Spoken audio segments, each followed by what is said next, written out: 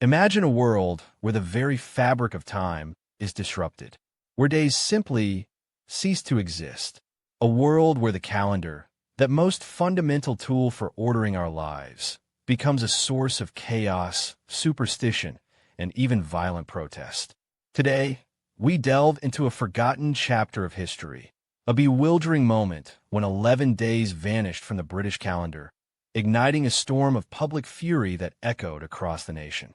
This isn't just a story about dates. It's about human nature, resistance to profound change, and the deep-seated power of belief that can turn rational reform into outright rebellion. Prepare to journey back to a time when a calendar shift sparked a nation's fury.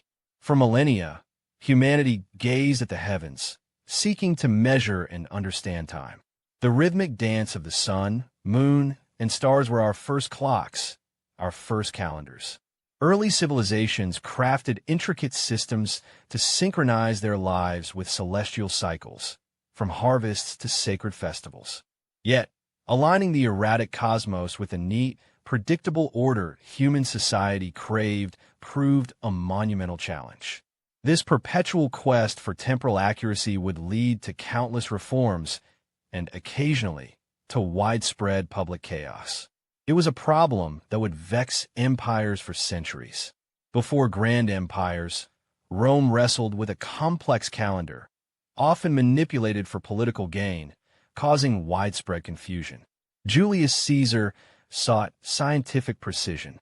In 45 BCE, after consulting astronomer Sosigenes, he introduced the Julian calendar, adopting a solar year of 365 days with a leap year every 4. It was revolutionary. This brought remarkable accuracy and stability to Rome and its vast empire for centuries. It unified time across a sprawling civilization, a true triumph of rationality for its era, laying the groundwork for how much of the Western world would perceive time.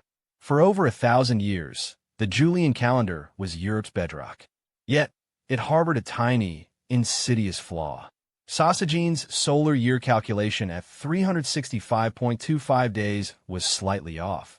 The true length is closer to 365.2422 days. This seemingly negligible difference of just over 11 minutes per year accumulated slowly, silently, like grains of sand shifting on a vast, cosmic beach. Over centuries, these minutes blossomed into hours, then days. By the 16th century, the Julian calendar was roughly 10 days behind the true astronomical year, causing significant problems that demanded urgent attention. This growing temporal disparity profoundly impacted the Christian Church. Easter's date, central to its calendar, is determined by the vernal equinox, the astronomical start of spring. As the Julian calendar drifted, the equinox began occurring earlier than the calendar's designated March 21st. By the 1500s, it fell around March 11th. This wasn't just an inconvenience. It threatened the coherence of religious observances and cast doubt over the Church's spiritual authority. Reform became not just desirable, but essential for credibility and spiritual order. The calls for reform culminated in Pope Gregory XIII. In the late 16th century, he gathered the finest astronomers, mathematicians, and theologians of his age. After meticulous study, a new calendar was devised. The elegant solution: adjust the leap year rule, skipping 3 every 400 years, and crucially, instantly realign the calendar by skipping a number of days. It was a monumental undertaking, fraught with political and theological risks, requiring an act of unprecedented temporal surgery to restore order to the European year and the Church's sacred timetable. On February 24th, 1582, Pope Gregory XIII issued a papal bull, Inter Gravissimas, officially introducing the Gregorian calendar. To instantly correct the 10-day disparity, he decreed that Thursday, October 4th, 1582, would be immediately followed by Friday, October 15th, 1582. 10 days were simply erased. The new calendar was far more accurate. Catholic nations quickly adopted it. But for a Europe deeply fractured by religious and political rivalries, the Pope's decree was viewed with immense suspicion. creating a temporal chasm across the continent and decades of confusion. For nearly 2 centuries, Protestant nations, including Britain, stubbornly clung to the Julian system, fearing a popish plot. This created a chaotic temporal landscape where different countries observed different dates. British merchants faced differing dates from European counterparts, causing confusion and missed opportunities. Scientists grappled with inconsistent observations. By the mid-18th century, Britain was an anachronism, its calendar lagging a full 11 days behind much of the continent. The economic, scientific, and intellectual pressure to conform became overwhelming, finally forcing Parliament's hand. Finally, in 1751, after decades of debate, the British Parliament passed Lord Chesterfield's Act, officially moving Great Britain and its colonies to the Gregorian calendar. The change was meticulously planned. To correct the 11-day disparity, it was decreed that Wednesday, September 2nd, 1752, would be immediately followed by Thursday, September 14th, 1752. 11 days would simply vanish. The new year, traditionally beginning on March 25th, also shifted to January 1st.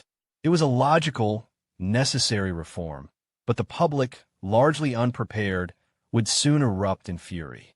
When September of 1752 arrived, and the calendar literally skipped from the 2nd to the 14th, public reaction was swift and furious. A widespread misconception gripped the populace. People genuinely believed they had been cheated out of 11 days of their lives, their wages, their rent. The streets of London and other towns erupted with cries of "Give us back our 11 days."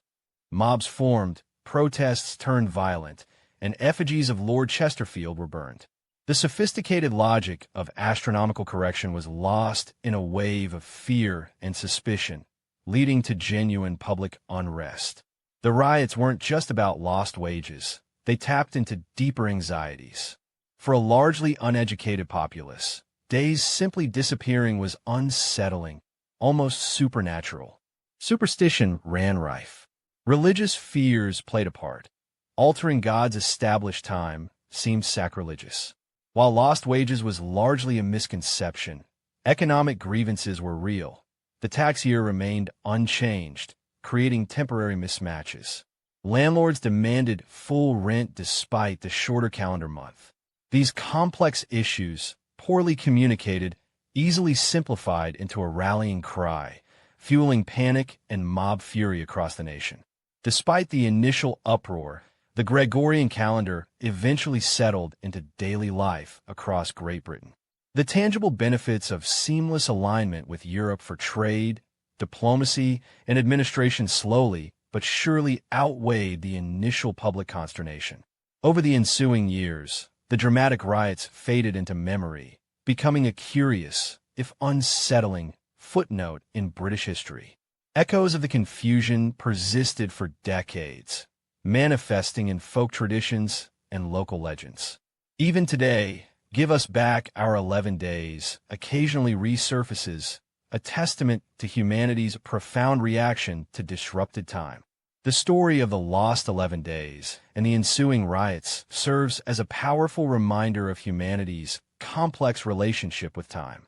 It highlights our innate resistance to change, our susceptibility to fear and misinformation, and the profound impact that even the most logical scientific reforms can have on a society unprepared for them.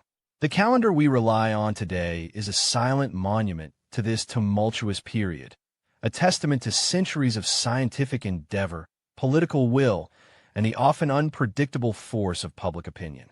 It shows us that even the most fundamental aspects of our world are built on a history of struggle, adaptation, and dramatic shifts.